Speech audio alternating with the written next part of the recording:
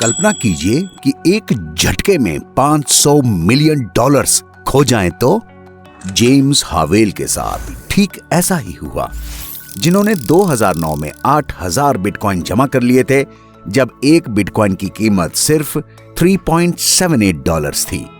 लेकिन जिस ड्राइव में उन्होंने 8,000 बिटकॉइन रखे थे वो खो गई। हावेल्स एक वेल्श कंप्यूटर सॉफ्टवेयर प्रोग्रामर थे और क्रिप्टो करेंसी की दुनिया में जाने माने माइनर हैं। वो बिटकॉइन माइनिंग सॉफ्टवेयर को ऑपरेट करने वाले दुनिया के पहले 5 लोगों में से एक थे और कुछ ही सालों में बिटकॉइन की कीमतें आसमान छूने लगी जब एक बिटकॉइन $69,000 का आंका गया। तो अगर जेम्स के पास अभी भी वो बिटकॉइंस होते तो उनका मूल्य लगभग $500 मिलियन होता। लेकिन ये कहानी एक आदमी की खराब किस्मत की नहीं है। ये कहानी है उनके डिटर्मिनेशन की, उनके कमिटमेंट की, जिससे उन्होंने जो खो दिया था उसे वापस पाने की ठान ली। चलिए कहानी शुरू करते हैं। 2009 की गर्मियों की बात है। जेम्स अपनी पत्नी हाफियन के साथ छुट्टियों पर जाने की योजना बना रहे थे। यात्रा पर जाने से पहले उन्होंने अपने घर के ऑफिस को अरेंज करने के लिए और अपने कंप्यूटर इक्विपमेंट्स को अपग्रेड करने के बारे में सोचा। मुझे लगता है कि मुझे जिन फाइलों की जरूरत थी वह पहले से ही मेरे नए कंप्यूटर पर थी और ड्राइव अपने आप एक दराज में थी पिछले लैपटॉप के साथ एक घटना के बाद, और मैंने सोचा कि मैंने अपनी जरूरत की हर चीज ले ली है। आखिरकार उन्होंने अपने पुराने कंप्यूटर इक्विपमेंट से छुटकारा पाने का फैसला लिया जो अब काम नहीं आ रहे थे।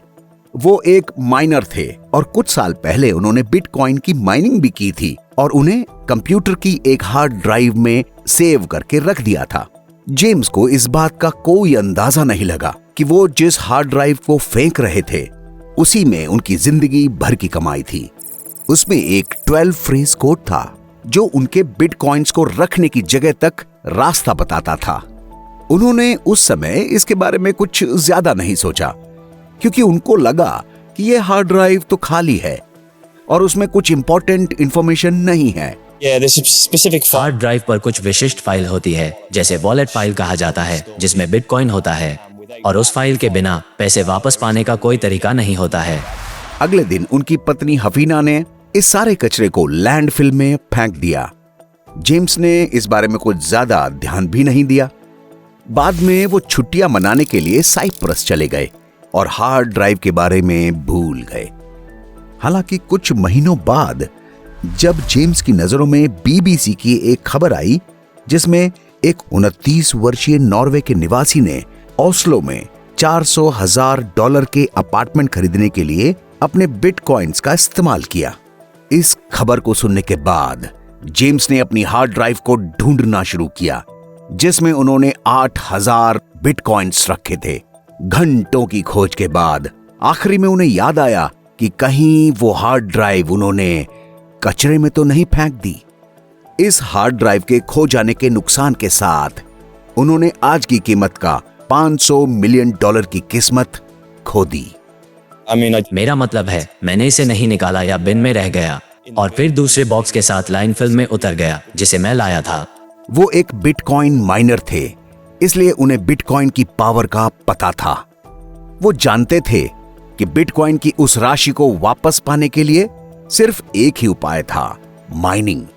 उन्होंने दोबारा माइनिंग शुरू की। जब हावेल्स ने उन 8,000 बिटकॉइंस की माइनिंग की थी तो माइनर्स की संख्या बहुत ही कम थी क्योंकि वो 5 लोगों के नेटवर्क में से एक थे। मैंने 2009 में बिटकॉइन चालू करें। मैं इस सॉफ्टवेयर को चलाने वाला दुनिया के पहले 5 लोगों में से था। 2009 में बिटकॉइन की माइनिंग की डिफिकल्टी आज के कंपैरिजन में बहुत कम थी और हर ब्लॉक को माइन करने का अवार्ड 50 बिटकॉइंस थे। इसलिए 2009 में 8,000 बिटकॉइंस माइन करने के लिए समझिए आपको 160 ब्लॉक माइन करने थे। जब मैंने माइनिंग शुरू करी उस समय उनका कोई मूल्य नहीं था। उन्होंने मेरा कंप्यूटर चलाने के लिए मेरी बिजली खर्च करी। उस समय के दौरान एक ब्लॉक को माइन करने के लिए आपको अपने कंप्यूटर के लिए करीब 8 पाउंड बिजली की जरूरत होती थी। इसलिए खोए हुए बिटकॉइंस को वापस पाने के इरादे से उन्होंने अपने गेमिंग लैपटॉप को रातों रात बिटकॉइन माइनिंग करने के लिए सेट कर दिया। वो कुछ महीनों के लिए रात के समय माइनिंग करते रहे। हालांकि इस तरह की माइनिंग में बहुत सारी कंप्यूटिंग पावर की जरूरत रही, जिसने लैपटॉप्स को बहुत गर्म कर दिया। कुछ दिनों के बाद उनकी पत्नी कंप्यूटर्स में लगे पंखों की आवाज से इतनी परेशान हो गईं कि उन्होंने माइनिंग बंद कर दी और हार्ड ड्राइव के बारे में सब भूल गईं। हावेल्स ने इसके बारे में फिर से कभी नहीं सोचा जब तक उन्होंने ये नहीं देखा कि बिटकॉइन की कॉस्ट कितनी बढ़ गई थी। उन्होंने महसूस किया कि उन्होंने न केवल एक हार्ड ड्राइव बल्कि लाखों डॉलर खो दिए थे। मेरे को इसका मूल्य देखकर मैं बिल्कुल इस एहसास ने उन्हें बहुत परेशान कर दिया और उन्होंने हार्ड ड्राइव की तलाश शुरू करने की ठान ली। हार्ड ड्राइव की लैंडफिल में खत्म होने की पॉसिबिलिटी थी, फिर भी जहां उनकी पत्नी ने कचरा फेंका था वहां उन्होंने उसे वापस खोजने की ठान ली। उन्होंने लैंडफिल साइट पर रिसर्च शुरू की और उस जगह को पॉइंट आउट करने की कोशिश की जहां हार्ड ड्राइव को डिस्पोज ऑफ किया गया था।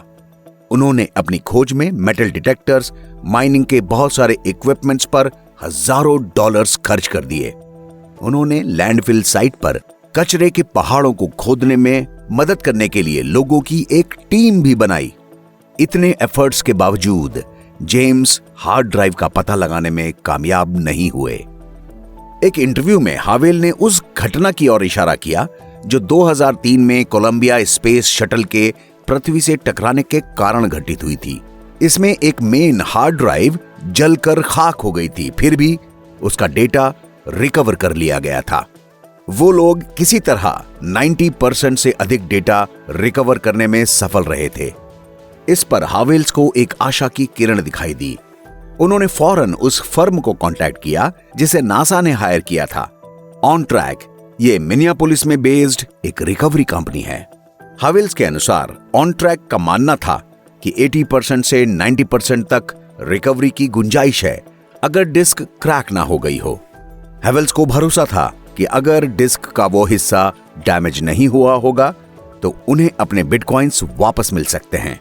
इसलिए उन्होंने पोटेंशियल इन्वेस्टर्स के साथ बात की और आखिरी में उन्होंने 2 European industrialist, Roger Ver, bitcoin के शुरुआती इन्वेस्टर, और banktothefuture.com के CEO साइमन डिक्सन के साथ ब्लॉकचेन और फिनटेक कंपनीज में इन्वेस्ट करने के लिए एक सौदा किया, जो इस रेस्क्यू मिशन को फंड करने के लिए एग्री हो गए।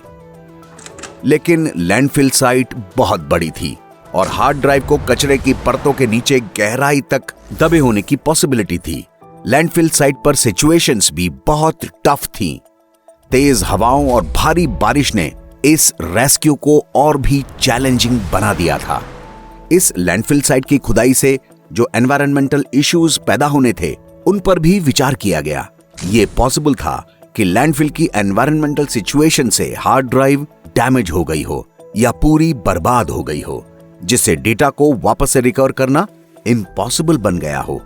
जेम्स ने हार्ड ड्राइव को खोजने के लिए आर्टिफिशियल इंटेलिजेंस की मदद लेने का भी विचार किया, लेकिन वो बहुत प्रैक्टिकल नहीं था क्योंकि हार्ड ड्राइव लैंडफिल में कहीं खो गई थी, जिसे आर्टिफिशियल इंटेलिजेंस की मदद के साथ भी ढूंढ पाना बहुत मुश्किल था।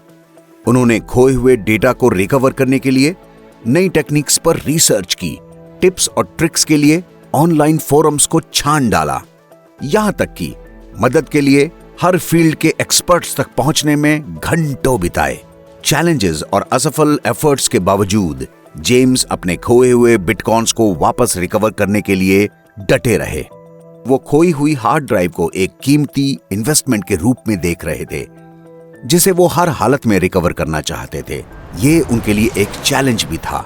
उन्हें आज भी उम्मीद है कि एक ना एक दिन उन्हें अपनी खोई हुई किस्मत फिर से मिल जाएगी।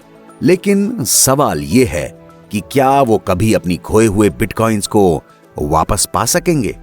अगर आप जेम्स हावेल की जगह होते तो क्या करते? सोचिए और अपने विचार हमें नीचे कमेंट्स बॉक्स में जरूर बताइए। काश अगर मैं समय में वापस जा पाता तो उस ड्राइव को मैं कभी ना फेंकता। जेम्स हावेल की खोई हुई किस्मत के इस वीडियो को देखने के लिए धन्यवाद कि कैसे उन्होंने अपने बिटकॉइंस को डंप में खो दिया। अगर आपको ये वीडियो अच्छा लगा हो तो अपने फ्रेंड्स के साथ इसे शेयर जरूर करें। कॉइनपीडिया के इस चैनल को सब्सक्राइब करना ना भूलें। क्रिप्टो करेंसी और मंझे हुए इन्वेस्टर्स जेम्स हावेल्स की कहानी की तरह हम और भी कहानियां आपके लिए ला रहे हैं। जुड़े रहें हमारे साथ।